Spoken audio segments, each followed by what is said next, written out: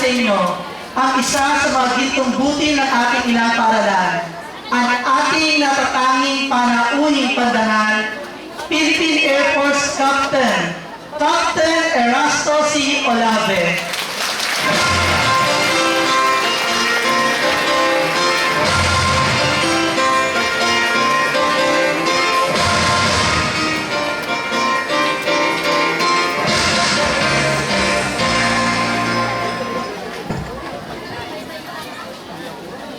We may all now be seated.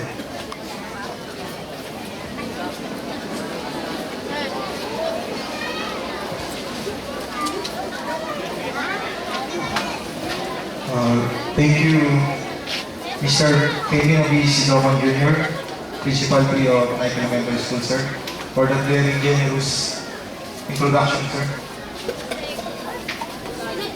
To the school principal, sir, to the district supervisor, Dr. Ederlyn Dani Soberano, ma'am,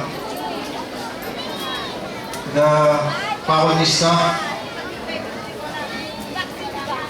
teachers, and proud parents. Let me allow also to greet my lovely wife, Verly, and my eldest daughter, Denise, and also my mother. Hi. Ladies and gentlemen, a pleasant afternoon to all of you. As you have heard, it has been 21 years since I graduated from this institution. Not too long ago. Please don't compute for my age. Back then, I consistently hear the speakers express how proud and honored they were to be speaking in front of the young graduates like you. And I've always thought how they sounded cliche until now that I was given this privilege to impart with you what this institution had given not only me, but my entire family as well. While I am supposed to give you an inspirational talk, I can see now that I am the one being inspired. One could not help but feel nostalgic upon seeing the vast changes and improvement of our alma mater. I remember how my young self, overwhelmed and awed at the immensity of the school ground, the strict teachers, my diverse classmates, the intimidating seniors, and most of all, the yearly Christmas parade and the excitement of finding out who my muse would be. Joke lang. Kidding aside, the flood of memories that came to me upon seeing your faces that are full of hope and potential was how Naik Elementary School opened the door for the best education my family could ever give me. I remember how pressured I was to follow the footsteps of my older siblings who graduated at the top of the class. Who among you have older brothers and sisters like mine? Pressure, di ba? Your teachers will tell you, di ba honor student ang kuya mo? But this pressure rekindled my passion to study harder, to give my best shot in everything I do, and to maximize my experience and learning that helped me mold my sense of leadership.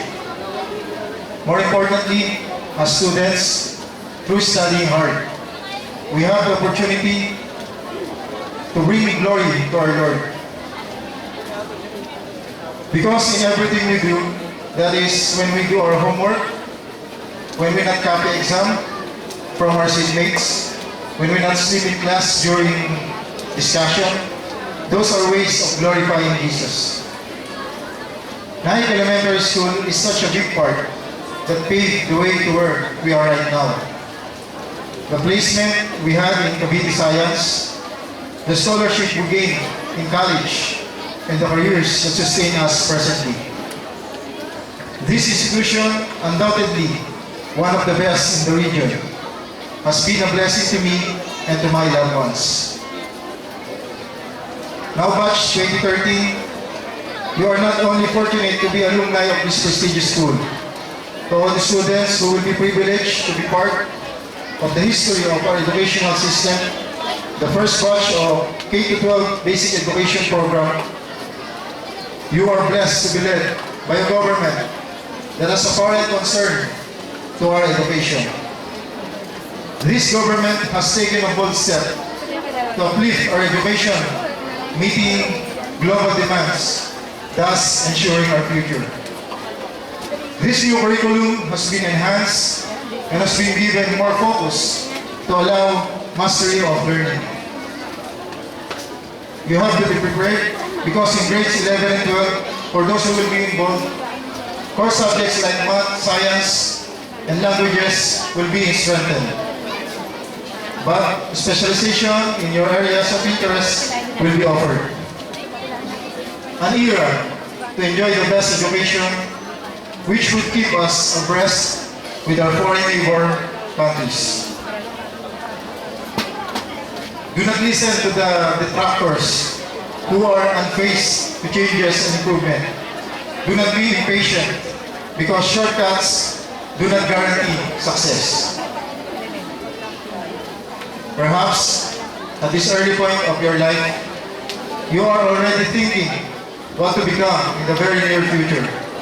Some will turn out to be teachers, engineers, journalists, doctor, lawyer, or an attack pilot, and a combatant like me. Equipped with the best elementary education, a better curriculum, and the unceasing family support, these dreams are not impossible. Striving to do this in return make us better Filipinos. Realizing our academic potential is our own way to contribute to our country. We must not always think of what the country can do for us, but rather think of what we can do for our country. For me, this is one purpose of K-12 Basic Education Program. To the graduating students of class 2013, you are all very fortunate because you made it this far. I salute all of you for this hardship and perseverance you have made. You have complied with the standards set by this very prestigious institution. I hope and I pray that you will continue to soar high towards that greater goal. Don't always forget to pray and bring back the glory to our God. For all our wisdom and talents are from Him. Always have a thankful heart to our beloved parents, for they started the education prior to your former learning. Again, always recognize our dear teachers for their dedication for you to learn the high standards of education. All of the alumni could attest to that, and I'm one of those. For each product of NES is always equipped with the character, the attitude, and the intelligence essential in every field of career that they have chosen. As such, they are already contributing much in building our nation. That being said, let me say again that Naik Elementary School is still our best choice, the surest way to get good schools in the future, in whatever high school you will be studying. Let me take this opportunity to endorse to you my profession. If any one of you aspires to become a pilot or an officer of the armed forces, getting admitted to the Philippine Military Academy is one of the best roads you can take in. In this academy, I was granted a full scholarship as a cadet and was given the choice to enter either the Air Force, the Navy, the Army, and the Marines. Among you is a potential soldier, a product of Naik Elementary School, who will be a significant part in maintaining freedom and democracy. It is therefore my fervent hope and wish that the learning you have had for this closing school year has changed you as a person, and that you have come out this academic year a better and much improved student than you were before. At this juncture, let me congratulate each one of you, the graduating students, for the great achievement. Likewise to your principal, sir, faculty, and school staff, for all your untiring efforts and dedication.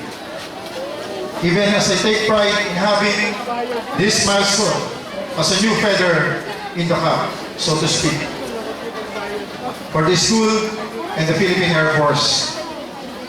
God bless to all of you, and may the entire country find satisfaction in having you as a future leaders. Again, my congratulations to all of you. Keep up the good work. Thank you and Godspeed.